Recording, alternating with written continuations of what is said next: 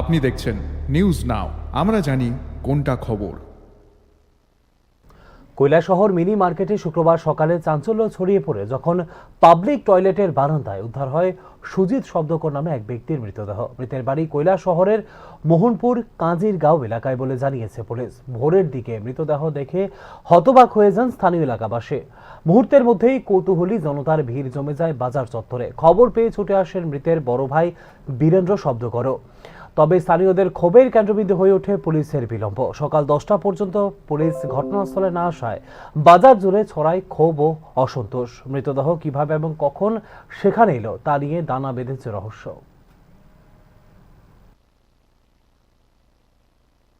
কালকে রাতের থেকে নিখোঁজ আছে, পাইছি না। এরপরে কালকে বলে থানা তো কালকে দরিয়া নেওয়া হয়েছে, এরপরে তারা বলে ছাড়ি দিয়েছে। এখন তো দেখা যায় আমাদের জুলাই। কিতা নাম তার? সুজিত শব্দকর। বাসা কোন জায়গা? খাসরগাঁ, সাউথ খাসরগাঁ।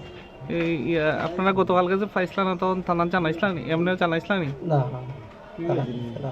সকালে কেমনে খবর পাইছেন? কখন আমার কাছে একটা ফোন গেছে, হ্যাঁ, কেন বডি জুলাই কোন জায়গা? দেখা যায় আমার ভাই মিনি মার্কেটে। Mini market. দেখা কিতা মনে হইতাছে? মানে নিজে ফাঁসি লাগছে না এখন বুঝতেছি না তো কিছু, কেমনে হইল। থানা আইছেন কেন? না এখন পর্যন্ত তো আইসি, থানাতে জানাইছেন? থানা দিয়েছে বলে। আপনার নাম কিতা? আমার নাম বীরেন্দ্র শব্দ। আপনার ভাই? আমার ছোট ভাই।